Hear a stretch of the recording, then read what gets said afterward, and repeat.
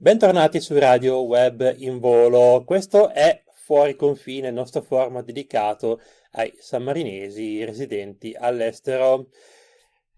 Welcome back to Radio Web InVolo. This is Fuori Confine, our format dedicated to San Marino people living abroad. Now I'm talking in English because the guest of this video is Claudia Giulianelli from Detroit. Hi. Hi. Welcome here in Radio Web InVolo. Thank you for being here for this interview. Thank you. We're here to talk about the cultural trip you could do here in San Marino recently and to tell the story of this experience. Will you tell us how did you know of the possibility to do the cultural trip here in San Marino? So here in Detroit, we have the San Marino Club and the Comunità. My nono is actually a member at the club and my dad, and we've grown up going to the San Marino Club, and I've heard of a lot of people going on this trip. And so I wasn't doing anything this summer, and my parents were like, you know what, you should apply for the trip and see if you can go. And my twin sister and I both got picked, so we were able to go together. And my cousin, so the three of us went, and it was amazing. Could you tell us some of the experiences you did during this cultural trip in San Marino? What activities could you do during these days in summer? So we actually had a whole entire schedule planned out. Every day we were doing a bunch of activities. So the first day we got to see the San Marino Basilica and go inside, and we went inside the secret room that the Capitani go into for the ceremony that they have. Is it in April, I think they said, or October? We got to see that in the Basilica.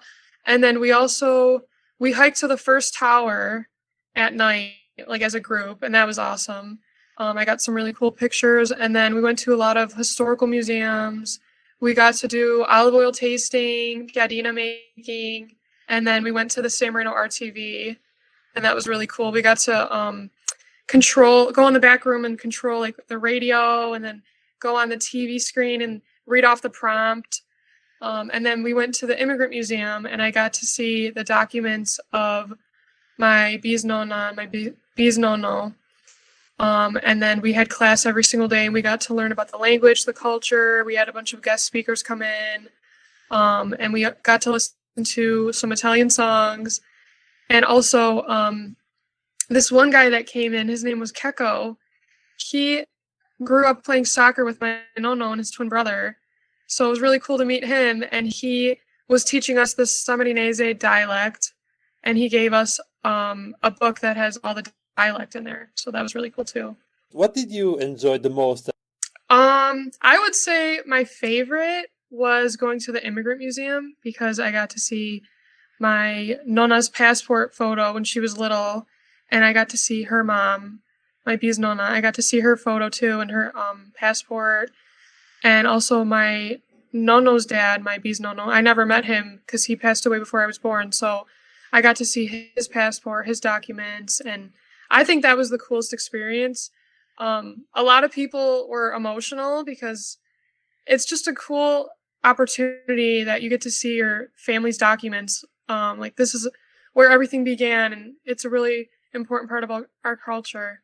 At the museum, they have all the documents. Okay. So they have this computer, and they search up your family's names, and then they go and pull out the documents, the passport, all the original documents from like a long time ago. So we got to see those documents, and it was really cool. What did you expect to see when you started for the cultural trip? To be honest, I really thought that we were going to be... I knew we had to go to class every single day. I thought we were going to be learning a lot about the language, because that's what I've heard in past experiences with other people. But I think that all the teachers did such a great job. Chiara, Carlotta, and Linda, they did an amazing job planning everything for us. And we did a lot of activities together. And it was learning a lot about the history of San Marino and just how everything came to how it is now.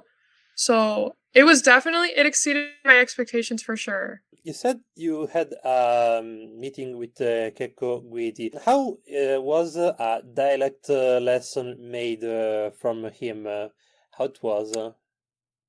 He showed us a video of him reading off some stuff, like a poem and other things that he wrote himself, and then he would write on the board for us some phrases in dialect, and he had people go up to the front of the class and they would like act out what he was saying. So that was cool. And then he ended up gave us the textbook, the sammarinesi dialect textbook that he wrote himself. So we got to take that home with us. So that was really interesting, and it was really cool because I don't really know much about the dialect. And my nonno and my dad, they speak dialect to each other, so I feel like it's very different than Italian itself, and it was really cool to see the differences. What would you do if you returned to San Marino? If I return to San Marino, which I plan on returning next summer, I plan to visit Serravalle and Fiorentino because my nonni are from there, and also go to Rimini again and visit family and just go around Città, the places that we went on the trip, and Soggiorni, because it was such a great experience and it's something I'll definitely remember forever. What would you say to suggest other San Marinese people in Detroit to suggest them to leave the cultural trip to San Marino? I would suggest to them, I would say definitely take advantage of this opportunity because not many people have this chance to go to the country where we're citizens and where our family is from. Not many people have this opportunity. And I would say to keep yourself involved in the San Marino Club in Detroit, because that way you can learn more about your culture. And going to the San Marino Club and even going on this trip, you keep your culture alive and you learn more about everything. So I definitely recommend it, and I think that everyone from San Marino that lives in Detroit should go on this trip. About your visit to San Marino RTV, what do you remember the most about that visit? What did you enjoy? I remember we took turns using the control in the radio, like in the back room. And then in the other room where the TV was, half of the group was over there and they got to read off the prompt. So we were watching them from the radio, like in the back room. And it was super funny because they were trying to read everything and it was so fast. So yeah, that was really cool. It was funny. And I've never done anything like that before. So it was cool, like to see behind the scenes of how like the radio and the TV, how everything works. How do you feel the belonging to San Marino, even if you actually aren't born here? How do you live it in the community of San Marino people in Detroit? I am so proud to be from San Marino. I feel that I've told everyone when they asked me about the trip when I came home, they were like, "Oh, how is it?" I said, being in San Marino, I feel so at home and it's so comforting because a lot of the same traditions that I have here, I noticed it's the same over there. Being on the trip made me realize how my family has kept the culture alive at home in Detroit. Like we make a lot of the same foods that I ate over there, like piadina, passatelli. What else did we eat? Just all the different types of pasta. So I don't know. I just felt very at home being in San Marino, even though I was not born there. And it was just really nice. And I don't know. It was really comforting. And I'm so proud to be from San Marino. I talk about it all the time to people, and I think that San Marino is a hidden gem of a country because not many people know about it, and it's definitely one of a kind, so I'm very proud. Thank you so much.